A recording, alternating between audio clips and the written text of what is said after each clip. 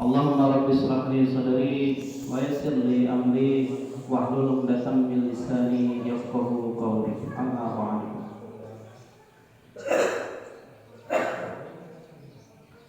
Allah Subhanahu wa taala berfirman dalam Al-Qur'an surah Al-Hasyr, A'udzu billahi minasyaitonir rajim.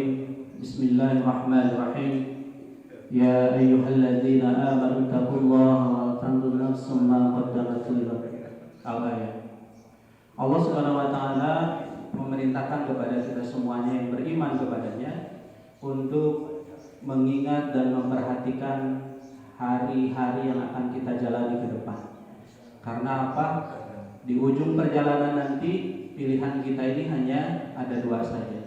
Pilihan pertama adalah surga, dan akhir hidup pilihan kedua itu adalah neraka. Maka tidak ada dari selain kedua itu.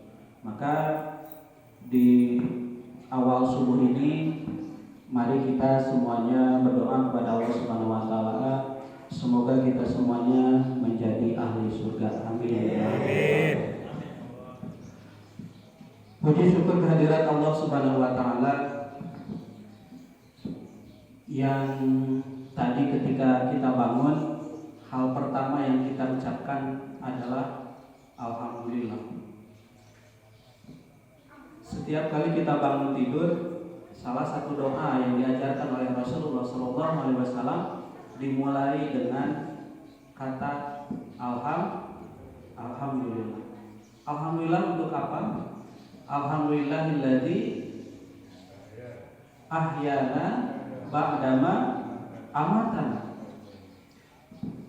Kita mengucapkan syukur kepada Allah Subhanahu wa taala dan memuji kepada Allah Subhanahu wa taala karena Allah Subhanahu wa taala telah menghidupkan kita kembali. Ba'dama amatana, setelah mati kita dimatikan. Nah, ternyata hadirin rahimakumullah, tidur kita tadi malam itu diasosiasikan sebagai kematian. Maka ketika kita bangkit, bangun lagi, maka itu diistilahkan sebagai dihidupkan setelah dimatikan. Dan orang mati itu tidak ada daya dan upaya. Ketika kita tidur 90% itu kita tidak sadar. Di tubuh kita ketika tidur ada beberapa lubang yang selalu menganga terbuka. Lubang apa saja itu? Mulut mangap deh. Salah satunya yang nampak yang ada di depan kita itu adalah lubang hidung. Lubang hidung dan lubang telinga yang nampak. Dari hari pertama kita hidup baik gitu ya, sampai tadi malam, kira-kira berapa kali hidung atau telinga kita dimasuki benda-benda asing? Misal ada yang pernah kemasukan sirup, misal di kuping pernah? Di kuping. Oh, sebelum mah agak lah.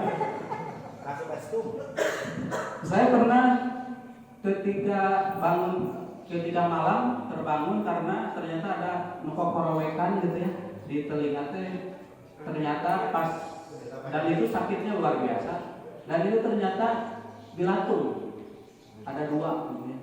Ya mereka mungkin entah dari mana sehingga akhirnya ada di dalam telinga, dan itu sangat sakit sekali. Tapi dari semenjak saya lahir hidup sampai saya tadi malam tidur, hanya itu sekali yang pernah saya merasakan sakit yang luar biasa di dalam kuping. Itu artinya apa? Artinya ketika kita sedang tidur itu ada pengawasan dan perlindungan dari Allah Subhanahu wa taala.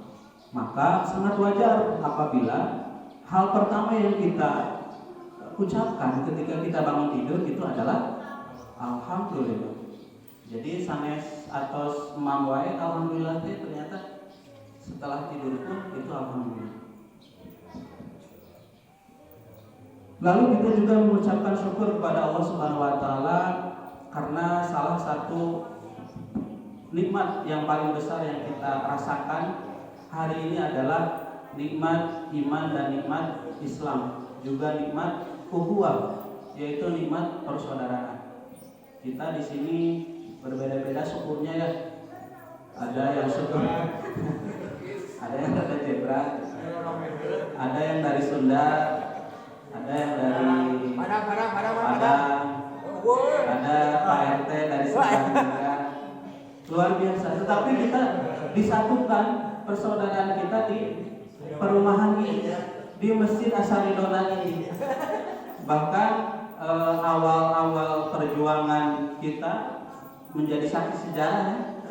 Majelis Taklim yang sekarang yang tadinya masjid dan jadi Majelis Taklim ini menjadi salah satu bukti sejarah bahwa persaudaraan yang terbangun di perumahan Asri Lestari Residen ini ternyata sangat kuat. Hidup Pak RT. Hidup Pak RT. Hidup Pak RT. Hidup Pak RT. Maka di subuh pagi ini pula tentu salah satu syukur kita kepada Allah Subhanahu wa taala adalah syukur akan ukhuwah atau persaudaraan.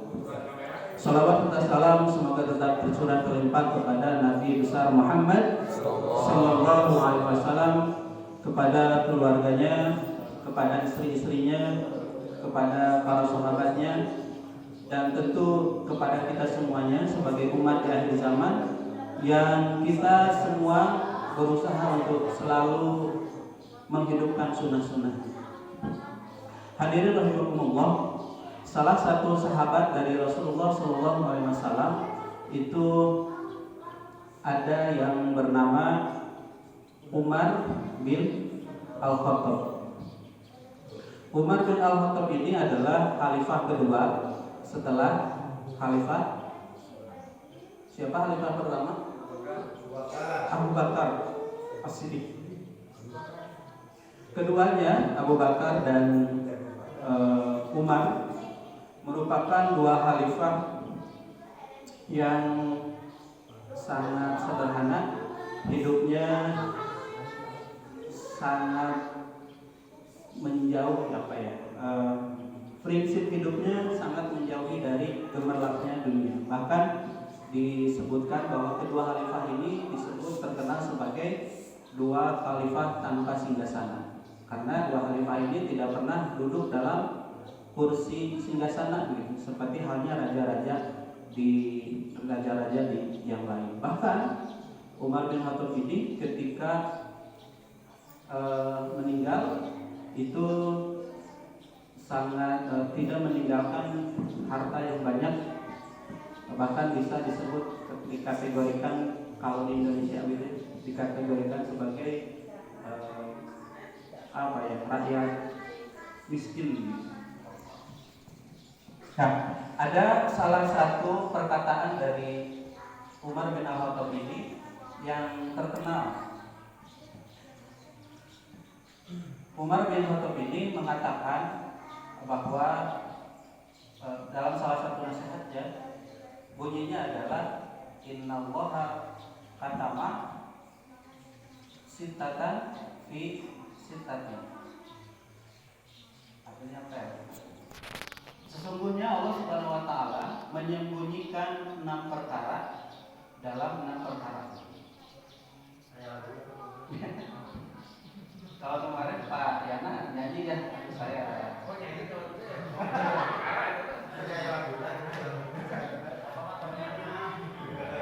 Ini ada lagunya. Saya bacakan ya.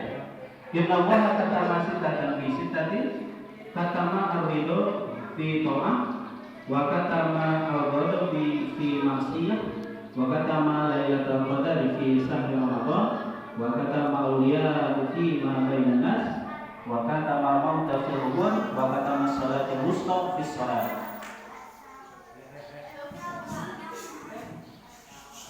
Ini bukan hadis, jadi ini adalah perkataan dari Umar bin Khattab.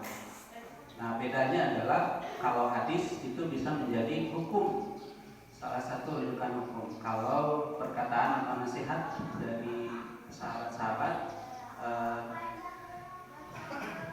belum tidak semuanya dijadikan sebagai hukum. Artinya adalah sesungguhnya Allah Subhanahu wa taala menyembunyikan 6 perkara dalam 6 perkara. Yang pertama adalah Allah Subhanahu wa taala menyembunyikan keriduannya dalam ketaatan kepadanya. Maksudnya adalah Allah menyembunyikan ridhonya terhadap apapun kepada siapapun yang melakukan kebaikan